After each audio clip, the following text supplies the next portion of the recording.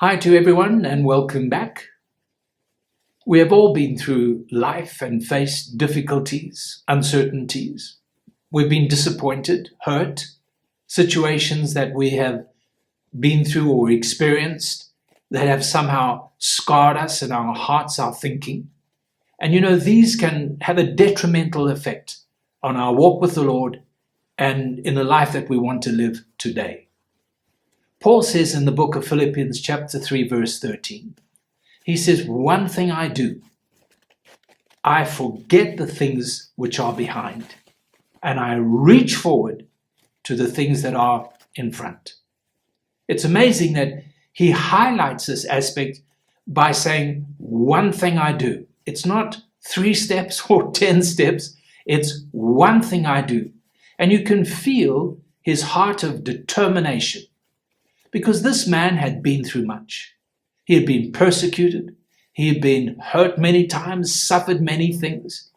But in him was this determination to forget the things of the past.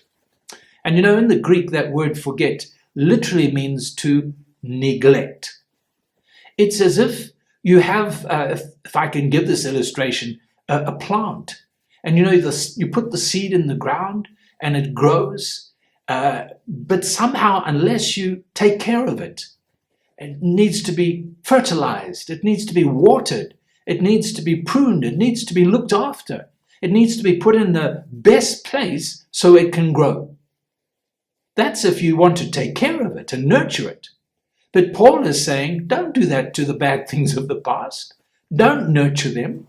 Don't think about them. Don't take care of them. He is saying, forget them. Neglect them.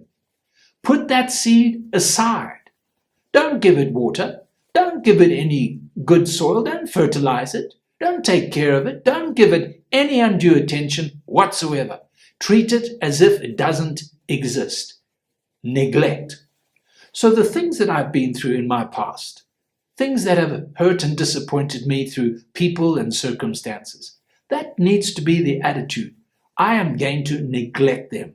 I'm not going to allow these seeds of hurt and disappointment to grow within me anymore. I'm going to treat it as a plant. I'm going to put it to one side and I'm going to watch it die so that it has no roots. It has no life. It has no effect. It brings forth no fruit. And that's the way we can walk in true freedom. And that's how we then reach forward to the new things that God has prepared for us. Why? Because he loves us. That's God's way. God bless you.